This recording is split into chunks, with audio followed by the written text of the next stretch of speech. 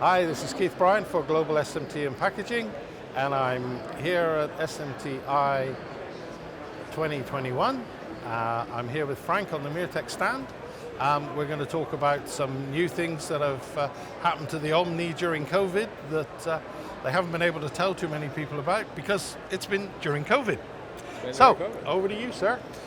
Thank you, Keith. The machine we're showing here today, the MV6 Omni, has in it a feature called the ZAxis, which is a movable Z-axis. It allows the customer to set a couple different heights that will adjust the focus length on a device. So for example, on a power supply, if you have tall electrolytic caps, we're able to move the height of the focal length so that we can see the top of the cap if we wanted to inspect for polarity. Or maybe there's a transformer that's a little tall, we can move it and we can look for some feature on it that we would not be able to do otherwise because it'd be out of focus.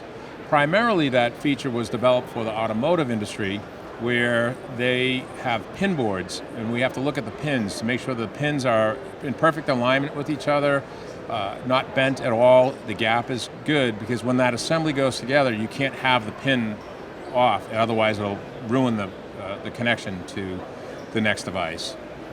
And then the other feature we have in here is SPI software, where we can take this machine now and make it both an AOI and SPI machine. So if someone wanted to do a spot check for SPI, they could come in the morning, turn the machine on as an SPI system, and do some spot checks on their SPI, the starter pace machine, and turn it over back to AOI, and then it will do full SMT AOI as well as through hole. Yeah, so that's a really good bit of flexibility, and I guess if you can set the Z height focus and you've got the ability of running the 3D as well, you're pretty much checking everything that you could possibly check. Yeah, 100%. It was a very good add-on with the movable Z-axis because it also allows for if you have some board warpage, we're able to compensate for that as well by setting the Z to the proper height so that we can still do the proper inspection on the device. Okay, and is this the first time that it's been let out in public, or is this like global launch, or has it been known about for a while? This is the first time I believe we're showing it at a trade show where it has been launched before. Bosch in Germany, that was one of their requirements on their machines, so they have several machines with the movable Z-axis. Yeah, and I guess given the kind of products that they make, it's a huge advantage if you can cover that off for them, because you know we still think about things with very small standoffs and very small components, but the automotive guys have got a real mix of stuff. Correct, and it really is good for, great point, is it's really good for mixed technology, where we are able to adjust that to get a much more complete inspection, if you will, of the board.